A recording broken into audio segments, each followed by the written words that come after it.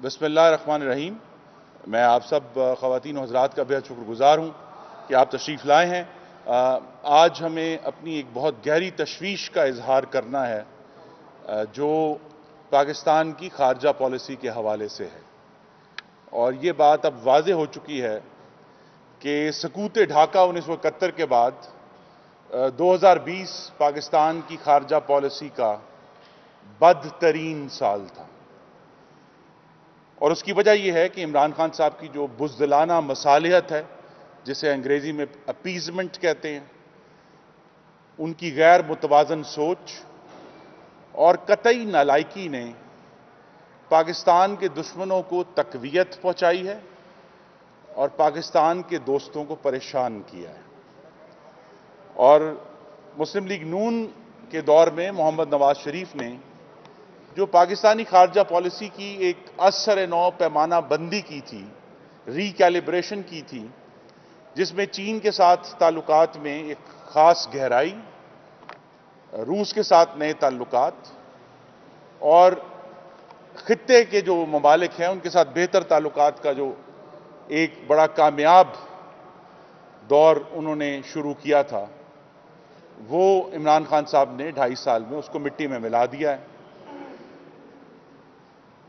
पहली बात मैं करूंगा हमारे दोस्त चीन की, जिसमें सीपेक की वजह से पाकिस्तान की जो रवायती दोस्ती थी उसमें एक मुआशी गहराई हमें देखने में मिली, एक तज़वीराती गहराई भी, स्ट्रेटेजिक डेप्थ भी उस ताल्लुक में आई। लेकिन इमरान खान साहब के वुज़रा के बयानात ने और उनकी गैर मुतवाज़न सोच ने हमारे इस दोस्त चीन को भी परेशान और मुस्तरब कर दिया है। हुकूमत के तमाम दावों के बावजूद सीपेक 2.5 साल से सुस्त रवि का शिकार है और 2020 में मजीद सुस्त उसके ऊपर प्रोग्रेस हो गई। और हमारा दोस्त चीन जो है वह अफगानिस्तान और अमेरिका के मामले में जो पाकिस्तान ने अपनी पॉलिसी अपनाई उस पर भी मुस्तरब है।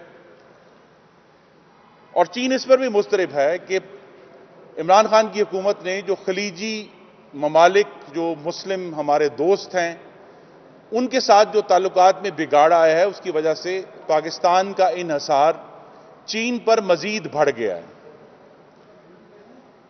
इमरान खान साहब ये भूल गए हैं कि हमारा दोस्त चीन सिर्फ इमदाद लेने की जगह नहीं, वो 21वीं सदी की उभरती हुई ताकत है और उसके साथ मुस्तकिल और फ्रीक्वेंट कंसल्टेशन जिसको कहते हैं वो होनी चाहिए, जो करने में यह हुकूमत नाकाम रही है।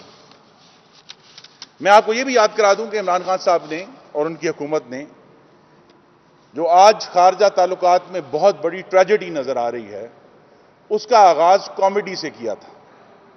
खान साहब कहते रहे कि जी अफ्रीका एक मुल्क है, सिखों का मक्का मदीना पाकिस्तान में है, जर्मनी और जापान की सरहद मिलती है, हिंदुस्तान की मुबारकी खत को वो मुज़ाकरात की दावत समझे। फ्रांसीसी सफारत खाना से टेलीफोन आया तो हमें कहा गया कि जी सदर फ्रांस ने टेलीफोन फरमाया है। लेकिन इससे कता नजर इमरान खान साहब की जो गुफ्तगू है बतौर वजीर आजम, ऑपोजिशन लीडर नहीं, उसने पाकिस्तान के कौमी और सलामती मफादात को सख्त नुकसान पहुंचाया है। जब वो ईरान जाकर ये फरमाते हैं कि I know Iran has suffered by terrorism by troops operating from Pakistan, कि मुझे मालूम है कि ईरान को पाकिस्तान की सरजमीन से आए हुए दहशतगर्दों ने नुकसान पहुंचाया है, तो ये पाकिस्तान के वजीर आजम के कहने की बात नहीं है। जब वो जाकर अमेरिका में काउंसिल ऑन फॉरेन रिलेशंस में तशरीफ ले गए और वो फरमाते हैं कि जी पाकिस्तान आर्मी और ISI ने अलकायदा को ट्रेन किया, जो कि हकीकी तौर पर गलत है, तो पाकिस्तान को नुकसान पहुंचता है। वो जब ये कहते हैं कि पाकिस्तान और अफगानिस्तान के दरमियान कोई सरहद नहीं है और ड्यूरेंट लाइन अंग्रेजों ने काट दी थी, तो पाकिस्तान के खारजा पॉलिसी के मफादात को नुकसान पहुंचता है। वो जब ये फरमाते हैं न्यूयॉर्क टाइम्स को कि ये जो आज हमें मिलिटेंट्स नजर आते हैं ये पाकिस्तान ने बनाए थे, तो पाकिस्तान को नुकसान पहुंचता है। वो जब ये कहते हैं कि mister Modi's government might be the best possible option for settling the Kashmir conflict, कि मिस्टर मोदी अगर दोबारा मुंतखब हो गए तो वो कश्मीर के हल में मुआवन साबित होंगे, पाकिस्तान को नुकसान पहुंचा है। ऐसी गुफ्तगू से 2.5 साल की जो सफारती नालायकी है और पॉलिसी जमूद है, उन्हें तकरीरों से छुपाया नहीं जा सकता। मसला तकरीर का नहीं, डिलीवरी का है, जिसमें इमरान खान साहब नाकाम है। और उसमें सबसे चीन के बाद जो अहम तरीन मामला है वो इमरान खान साहब की जो भारत की अपीजमेंट है, जिसे बुज़दिलाना मुसालियत कहा जाता है, वो है कि इन्होंने आते ही, हुकूमत में आते ही पहले कोशिश की, अखबारों में छपा कि जी वो गुफ्तगू करना चाहते हैं। हिंदुस्तान ने इस कोशिश को और जिस पैराए में वो की गई उसको कमजोरी समझा। तो करतारपुर जब पाकिस्तान ने शुरू किया, उसका क्या जवाब आया? उसका जवाब बालाकोट से आया कि 50 साल में पहली दफा हिंदुस्तान को यह जुर्रत हुई कि वो अपने जहाज पाकिस्तान की सरहद के ऊपर से गुजारे। पाकिस्तान ने बड़ा इसका क्रेडिट लेने की कोशिश की, हमने अभिनंदन को आजाद किया, लेकिन अभिनंदन को छोड़ने का असल जवाब हिंदुस्तान की तरफ से कश्मीर पर तसल्लुत कायम करने की सूरत में आया। आप देखिए, फॉरेन पॉलिसी में यह नहीं हो सकता कि आप यक तरफा जो है कंसेशंस देते जाएं और आगे से जो है वो आपकी यक तरफा कंसेशन जो है उन्हें हिंदुस्तान ने कमजोरी समझा है और आपके ऊपर चढ़ दौड़ा है। और यह सवाल हमेशा रहेगा कि वो कौन सा वर्ल्ड कप है जो इमरान खान साहब जुलाई 2019 में वॉशिंगटन से लेकर आए थे। कहा मैं जीत कर आया हूं, क्योंकि उसके ठीक 10 दिन बाद हिंदुस्तान मकबूजा कश्मीर को हड़प कर गया।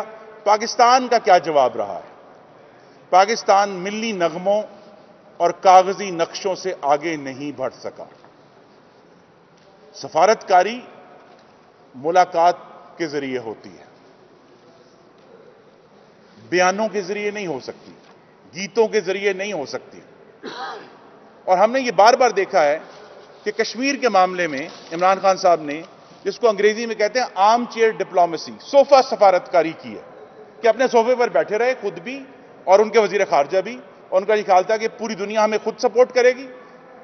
दुनिया ने हमें सपोर्ट नहीं किया, बड़ी महदूद सपोर्ट हासिल हुई, वो भी 2 साल की कोशिश के बाद, जब ओआईसी ने अपने उसमें एलामिया में इसका जिक्र किया। लेकिन जो बुज़दिलाना मसालियत है उसकी मिसालें बेशुमार हैं। यह सवाल है कि जब बालाकोट पर हिंदुस्तान ने हमला कर दिया तो वो क्या मजबूरी थी जिसके तहत पाकिस्तान ने अक़वाम मुत्तहिदा की सिक्योरिटी काउंसिल के लिए हिंदुस्तान को वोट दे दी? वो क्या मजबूरी थी कि सकूत कश्मीर के बाद भी वजीर आजम और वजीर खारजा बजाय पूरी दुनिया में जाने के इस्लामाबाद में बैठे रहे? वो क्या मजबूरी थी कि दहशतगर्द जासूस कुलभूषण यादव की सहूलतकारी के लिए एक खुफिया ऑर्डिनेंस जारी करना पड़ा, जो कि 45 दिन अवाम और पार्लियामान की नजरों से ओझल रहा? और नतीजा अब यह है कि हिंदुस्तान की अपीजमेंट और कश्मीर पर इमरान खान की बेसमत और कमजोर पॉलिसी ने भारत को पाकिस्तान के खिलाफ जारहाना इकदामात का हौसला दे दिया है। लाइन ऑफ कंट्रोल पर मुस्तकिल जो बमबारी है हिंदुस्तान की तरफ से, उसमें इजाफा हो रहा है। और अब हमने पहली दफा सुना है कि हिंदुस्तान जोरों शोर से आजाद जम्मू कश्मीर और गिलगित बल्तिस्तान पर हमले की धमकी भी दे चुका है। 8 महीने से पार्लिमानी कश्मीर कमेटी की कोई मीटिंग नहीं हुई। जो उन्होंने मीटिंगें कहा कि जी हम काउंसिल बना रहे हैं, उसमें सबको बुलाएंगे, वो मीटिंगें ना होने के बराबर हैं। और सिर्फ हमने वज़रा की तरफ से मज़ाक़ा खेज़ बयानात सुने कि हमारे पास भी 1.5 किलो का बम है, 1.25-2 किलो का बम है। पाकिस्तान की जौहरी सलाहियत को खुदा के लिए इस तरह मिट्टी में मत डालें। यह बड़ा संजीदा मामला है। इमरान खान साहब भी ये गलती कर चुके हैं जब उन्होंने सिखों के सामने, एक सिख इज्तिमा था लाहौर में, तो फरमाया कि जी हम फर्स्ट यूज नहीं करेंगे। और फिर हमने ये सीन देखा कि इंटर सर्विसेज पब्लिक रिलेशंस को 3 घंटे बाद अपने वजीर आजम के बयान की तस्दीद करनी पड़ी कि no first use policy Pakistan की पॉलिसी नहीं हो सकती, और ना है। जो अगली तबाही जिसका हमने इस साल में शाखसाना देखा है, वो पाकिस्तान के जो ताल्लुकात हैं खलीज के ममालिक से, जिसमें सऊदी अरब सर फहरिस्त है। उसकी तबाही और बेड़ा गर्क, बहुत बड़ा नुकसान हुआ है। और नुकसान क्या हुआ? एक तरफ जिस तरह मैंने कहा, इमरान खान साहब सोफा सफारतकारी फरमाते हैं। खलीजी ममालिक के मामले में इन्होंने मेगाफोन सफारतकारी फरमाई कि सफारतकारी बजरिया इंटरव्यू, सफारतकारी बजरिया टीवी टॉक शो। यह बचगाना सफारतकारी पाकिस्तान का बहुत नुकसान हुआ कि एक ऐसा दोस्त 70 साल से पाकिस्तान के साथ खड़ा रहा, उसने कहा कि पाकिस्तान से कहा कि जी हमने आपकी जो सपोर्ट के लिए रकम दी थी वो वापस करें जुजवी तौर पर। तो सऊदी अरब के साथ ताल्लुकात, अब वो कह रहे हैं जितने मर्जी दावे करें, लेकिन जो मेगाफोन डिप्लोमेसी की है, सोफा सफारतकारी, अब मेगाफोन सफारतकारी, उसका पाकिस्तान को बेहद नुकसान हुआ है। और कोई भी आने वाली हुकूमत जो है उसको बहुत काम करना पड़ेगा कि पाकिस्तान के खलीजी ममालिक के साथ जो ताल्लुकात हैं उनको बहाल किया जाए। और जो इनकी नालायकी और नाअहली है, इसका मैंने जिक्र किया, उसकी सबसे बड़ी मिसाल वो अदम तवाज़न है जो पाकिस्तान ने बहुत अरसे से खलीज के ममालिक और जो दूसरे मुस्लिम ममालिक हैं, टर्की, ईरान, मलेशिया के साथ मेंटेन किया हुआ था।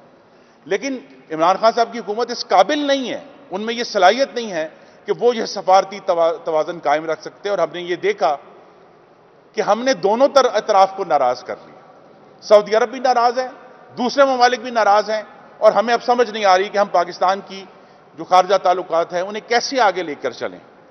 और ख़वातीन और हज़रात, मैं इस बात पर इख्तिताम करूंगा कि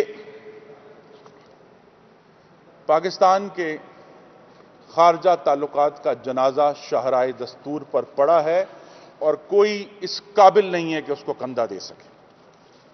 और पाकिस्तान की कौमी सलामती इमरान खान साहब की हुकूमत में हर रोज कमजोर तर हो रही है, क्योंकि इमरान खान साहब ने हमारे दोस्तों को मुस्तरिब किया है और दुश्मनों को तकवीयत दी है। तो क्या हमें, जब हम तज्जिया करते हैं तो हमें इमरान खान साहब की फॉरेन पॉलिसी के 5 या 6 सतून नजर आते हैं। पहला सतून है इंपीजमेंट, बुज़दिलाना मसालियत हिंदुस्तान के साथ, जिसका पाकिस्तान को बेहद नुकसान हुआ है। खलीजी ममालिक के साथ मेगाफोन सफारतकारी, बेहद नुकसान हुआ है।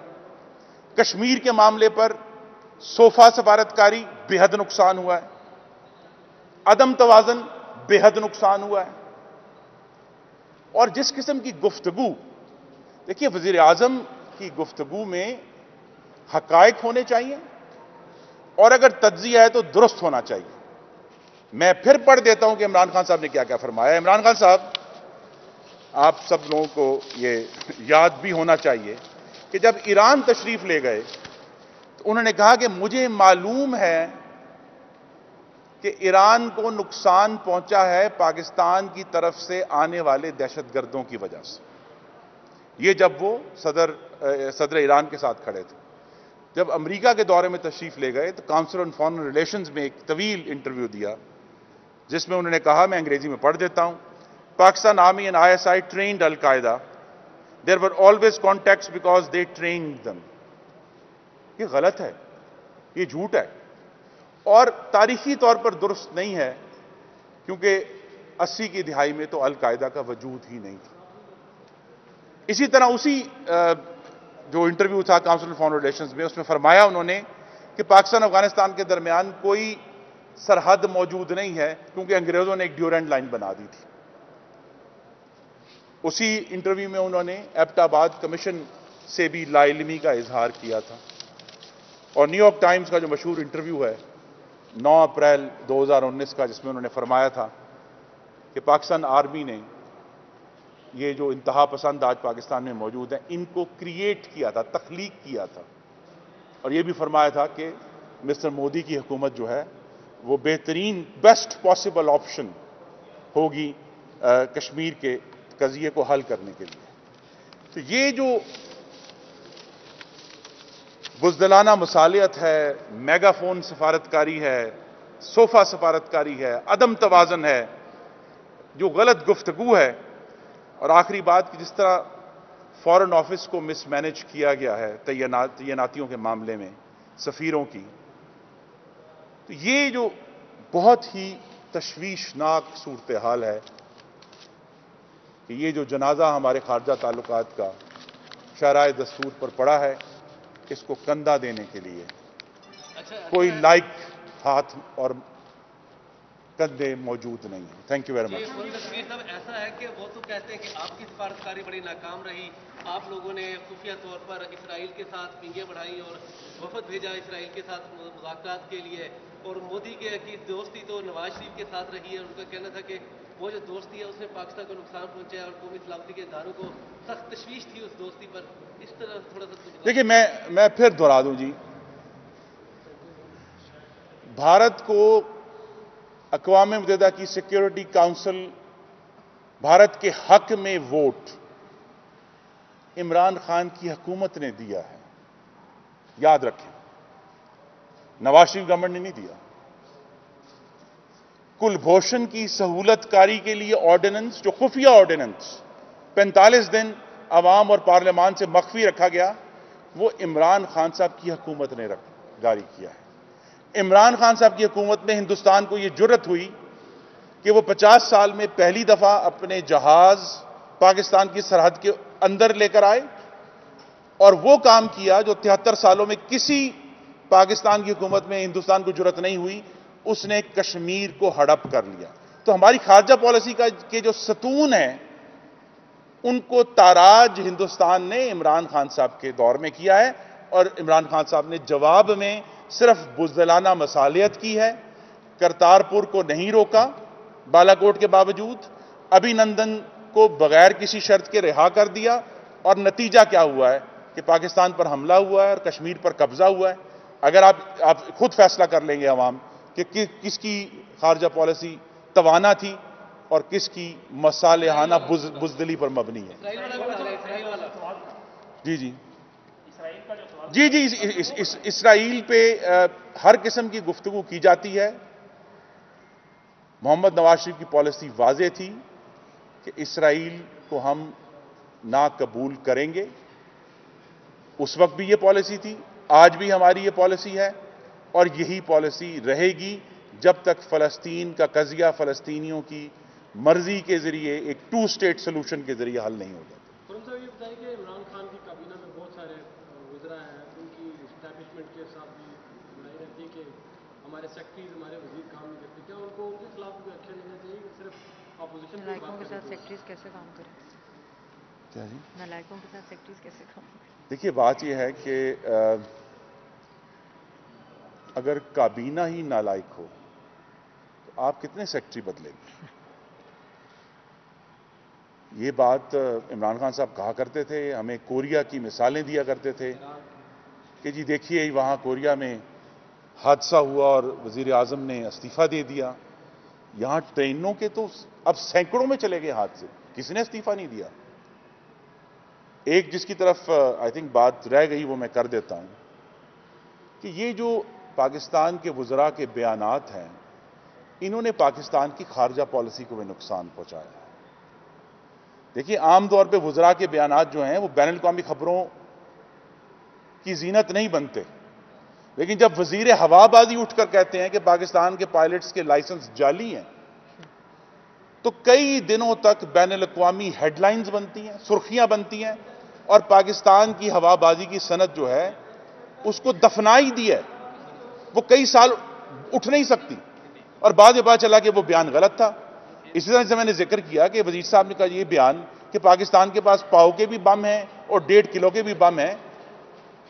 पाकिस्तान की जौहरी सलाहियत लतीफों का मौजू नहीं हो सकती।